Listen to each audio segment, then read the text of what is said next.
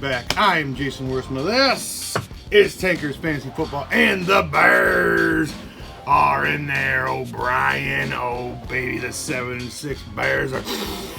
We're trying to sniff out a playoff berth, baby. We might have to fire up the hog and get her up to Lambeau next week, baby, for that showdown versus the Packers. But just like the Bears are in that playoff chase, you are in your fantasy playoffs. And I mean, if you're not in your fantasy playoffs yet, you will be in the playoffs next week. But a lot of my leagues do start in week 14. So we are in the fantasy playoffs, boys, and we gotta get a W. So we got some great starts and sits for you for week 14 action. But before we get started, you know how we do here at Tankers Fantasy Football. Maybe you throw us a like, maybe you go on there and hit that little thumbs up button for me. You know I really appreciate it. Maybe you don't.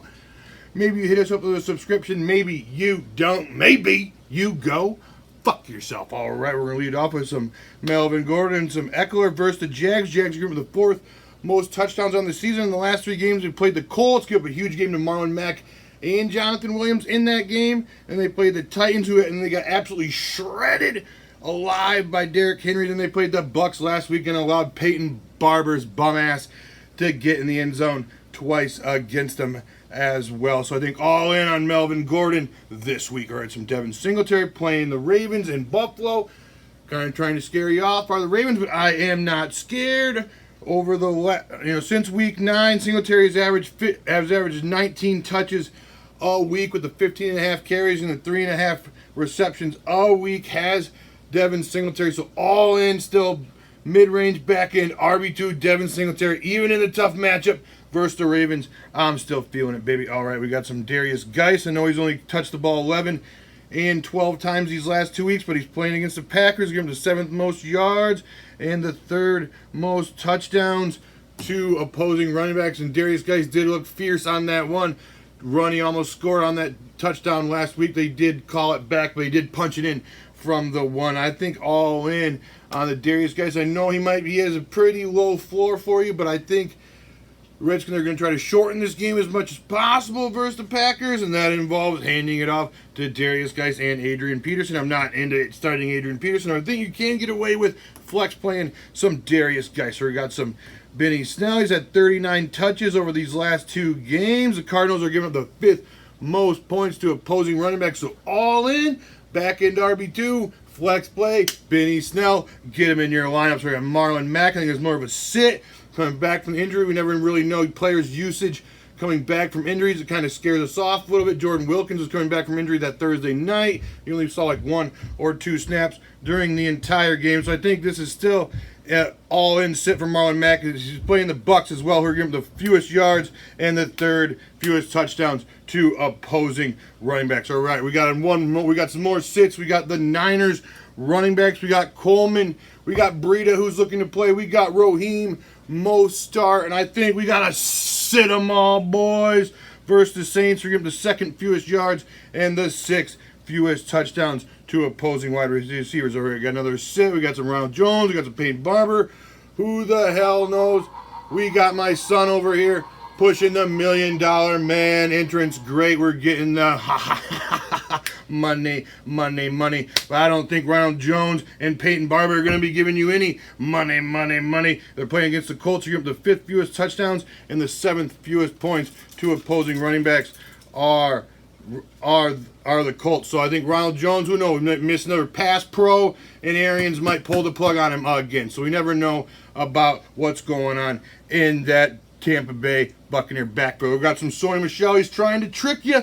He's trying to sweet talk you into playing him this week. He's got the Chiefs. We're giving him the most yards and the most points to opposing running backs. But you got to resist the urge to play Sony Michel. I think we got to leave his bitch ass on your bench. I think this is more with James White day. James White really went out there and ate last week. I think he's going to continue to eat versus the Chiefs. They're trying to get me in to doing the Sony Michel action, but I am not falling for it, boys. All right, we're going to lead off some wide receivers, and we get Devontae Parker all in start. He's averaged 19.5 full-point PPR games over his last 5 games.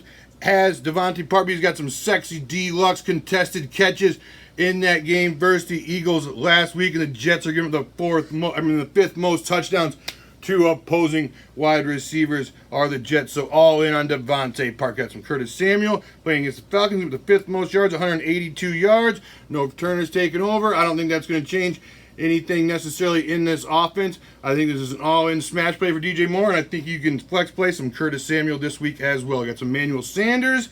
The Saints are very susceptible versus the pass.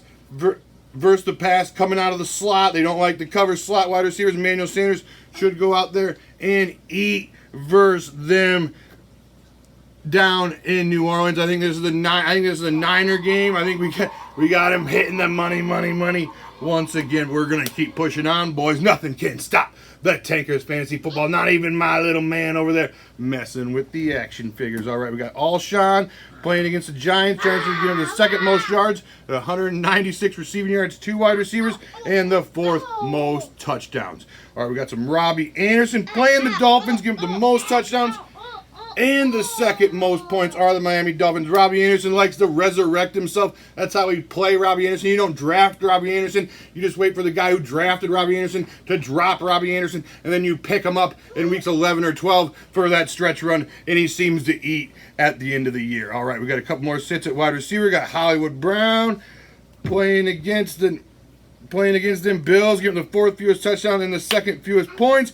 And we got Deebo Samuel. He's only had 6 targets since Kittle and Emmanuel Sanders have been back to form. He's only had 6 targets over these last 2 games. I know he saved those games by getting his ass in the end zone, but he might be seeing some Lattimore treatment this week as well. I think we can put Deebo Samuel on our bench. Woo! All right, we got some DK Metcalf. You know, he might see a lot of Jalen Ramsey in this game. Word on the street is DK Metcalf only really runs 3, maybe 4 different routes. I think Jalen Samuel is a professional corner enough to really sniff that out and really put the snuff on DK Metcalf. All right, we got some starts at quarterback. We got some starts at tight end. A couple of defenses. We got Kirk Cousins playing the Lions, giving the 3rd most yards at 293 pass yards a game and the 6th most touchdowns. We got Sam Darnold over there and shit all over your chest last week versus the Bengals, but the Jets do play better football at home. Playing the Dolphins, give them the 2nd most touchdowns and the 4th most points. Staying in that game, flip it around, Fitz Magic. I think we can go out there and start some Fitz Magic as well. We got Breeze. I think we're looking to sit Breeze versus the Niners. Niners going to bring that heavy pass rush. He didn't really fare too well when the Falcons were all over him after that bye week. So I think the Niners are going to be able to bring a heavier pass rush than the Falcons ever were. And they're giving the Niners the fewest yards and the 4th fewest touchdowns to opposing quarterbacks all well. So we can sit on the Drew Brees. We got some Jared Cook at tight end. Niners giving the fewest points and yards to tight ends. So I think if you got any other options, you might not have any other options. You might just have to ride or die with the Jared Cook. But if you have any other options, I would look to bench Jared Cook as well. All right, we got a noisemaker over here, but we're almost done, boys. We're going to fight through my son, who is not listening whatsoever. We got Jack Doyle playing the Bucs, giving the 4th most yards and the 3rd most touchdowns. Get Jack Doyle in your lineup.